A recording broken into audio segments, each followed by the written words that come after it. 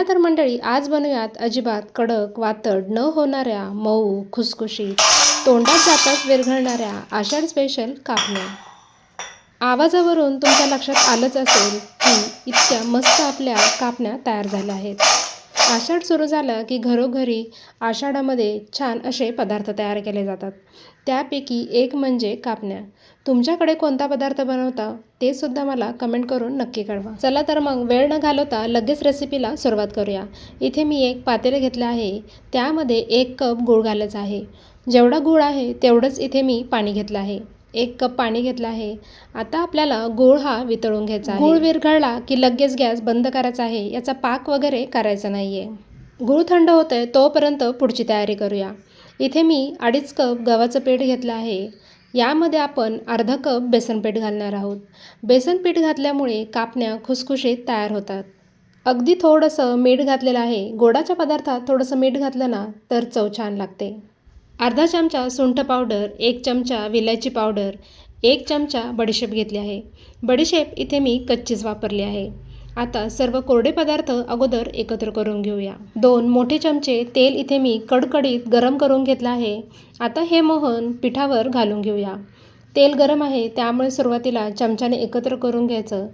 थोडंसं थंड झालं की नंतर हाताने एकत्र करून घ्यायचं आहे। तेलाचं मोहन पिठाला व्यवस्थित लागलं आहे की नाही हे कसं ओळखायचं, तर पिठाची मूठ तयार होते आहे, म्हणजे सर्व पिठाला व्यवस्थित तेल लागलेलं आहे। आता गुळाचं पाणीसुद्धा थंड झालेलं आहे। आता पिठामध्ये घालूया। यामध्ये अजिबात गरम पाणी घालायचं नाही, नाहीतर तुमच्या ज्या कापण्या आहेत त्या कडक होऊ शकतात। खूप घट्ट किंवा खूप पातळ असं पीठ मळायचं नाही। पीठ मळताना तुम्हाला थोडंसं पीठ यामध्ये लागलं तर तुम्ही घालू शकता, पण पातळ असं पीठ मळायचं नाही आहे। पीठ छान आपण मळून घेतलेलं आहे। 10 मिनिट हे झाकण ठेवून देऊया। 10 मिनिटापेक्षा जास्त पीठ हे ठेवायचं नाही, कारण आपण यामध्ये गूळ घातलेला आहे, त्यामुळे पीठ जास्त कडक होऊ शकतं। 10 मिनिटानंतर पुन्हा एकदा हे पीठ छान मळून घ्यायचं आहे। याचा एक उंडा इथे मी घेतलेला आहे। बाकीचं पीठ झाकून ठेवायचं। आता याची अलटी-पलटी करून लाटी लाटून घ्यायची आहे। लाटताना तेल किंवा सुकं पीठ अजिबात लावायचं नाही, खाली अजिबात चिटकत नाही। दोन्ही बाजूने खसखस लावून इथे मी लाटून घेतलेलं आहे। तुम्ही हवं तर एका बाजूने लावले तरीसुद्धा चालतील। आपल्याला थोड्याशा जाडसरच ह्या ठेवायच्या आहेत। खूप जास्त जाड नाही किंवा खूप जास्त पातळसुद्धा ठेवायचं नाही आहे। डायमंड शेपमध्ये इथे मी कापण्या कट करून घेतलेल्या आहेत। आता तेलसुद्धा गरम झालेलं आहे, तळून घेऊया।